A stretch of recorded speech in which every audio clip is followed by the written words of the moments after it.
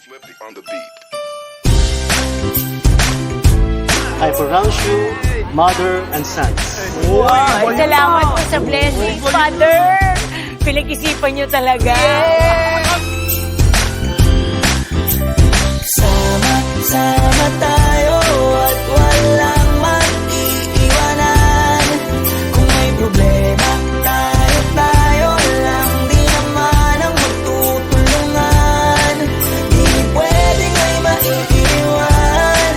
Lahat kasama pag may kasiyahan. Kaya't sama tayo na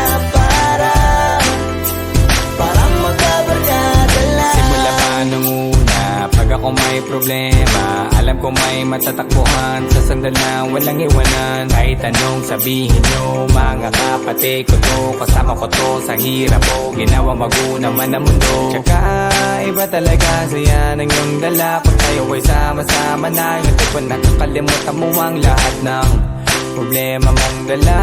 Basta ganun na nga, pag kayo'y kumpleto na, mas masaya, diba? Gusto ko kasama kayo sa kulitan, sarap walang iwanan. At kahit na minsan nagkakaroon man tayo ng hindi pagkakaunawaan, tampuhan at galit, awayan, pag-usapan na lang sa tagayan. Di makatiis pag nakitang nakangiti, abiran wala na yan. Sabay halakhakan at palakpakan, kahit na walang nakakatawa. Ganyan kabaliw pag magkakasama, mapatingin lamang sa bawat isa. At bukod pa sa samahan natin na sa kabila ng mga pagsubok ka sa makita nararanasan, mas masaya lagi basta tara na. Sama tayo at walang mag-iiwanan. Kung may problema, tayo lang. Di naman ang magtutulungan. Di pwedeng may maiiwan. Lahat kasama pag may kasiyahan. Kaya't sama tayo na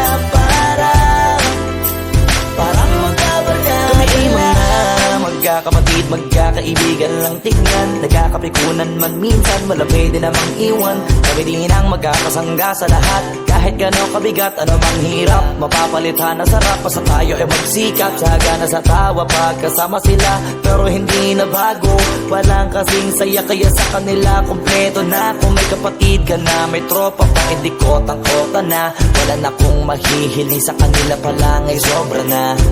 Sila yung tipo ng solid kasama mga kadikit.